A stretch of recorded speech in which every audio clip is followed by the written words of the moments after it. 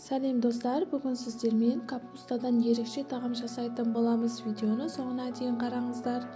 Менің каналыма тіркелмеген болсаңыздар, міндетті түрде подписаться түймешесін басып тіркеліп қойыңыздар. Дәл осылай капустаның қатты жерін алып тастаймыз және кастрюлемізге салып қайнап тұрған суымызды құямыз.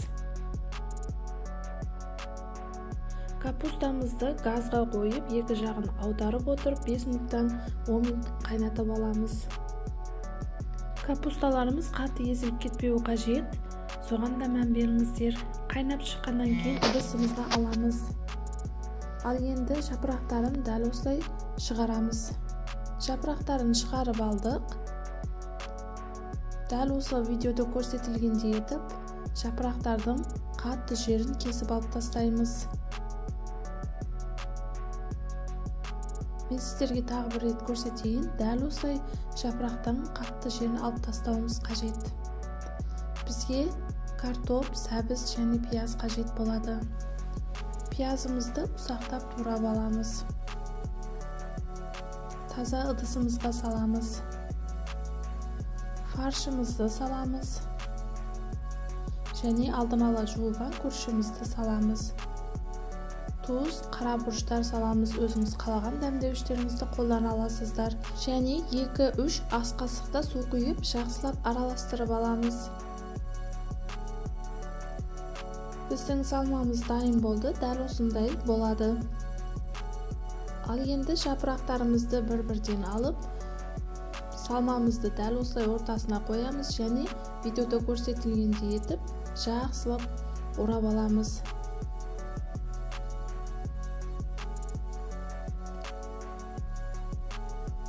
Тағы бір рет жасап көрсетейін. Жапырағымызға салмамызды саламыз. Екі жағын жақсылап жауып, видеода көрсетілгендей етіп орап аламыз. Өте оңай жасалады және өте дәмді болады. Ал енді газымызға табамызды қоямыз, немесе қазанымызды қойып, майымызды құямыз және пиязымызды салып жақсылап араластырып тұрамыз. Пиязымыз қуырылғаннан кейін сәбізімізді теркадан өткізіп салып жақсылап қуырып аламыз. Томатымызды саламыз және жақсылап тағы қуырамыз. Керекті заттардың грамдарын описаниеға жазып қалдырамыз, сол жерден кіріп көре аласыздар және көрсетілген грамдарды отбасы мүшелеріңізге қарай 2 есе көбейтіріп жасасаңыздар да болады. Дәл осылай картоптарымызды салып және тұз, қара бұрыштарымызды салып жақсылап араластырып аламыз. Әбден қуырып алғаннан кейін енді дайындап алған капусталарымызды саламыз.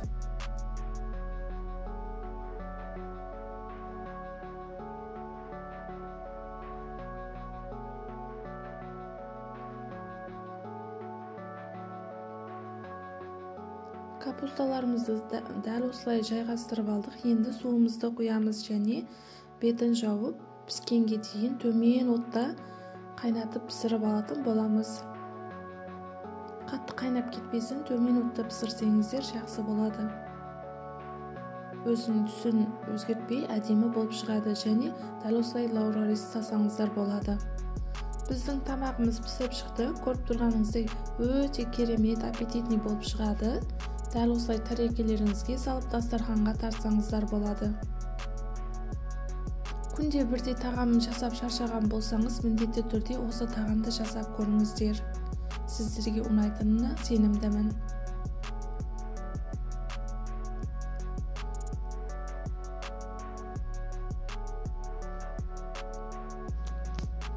Достар, сіздерге видео ұнаған болса, менің каналыма жазылып, лайк басып, комментарий жазуды ұмытпаңыздар және келесі видеоларымды жіберіп алмау үшін қоңырауша түймешесін міндетті түрде басып қойыңыздар.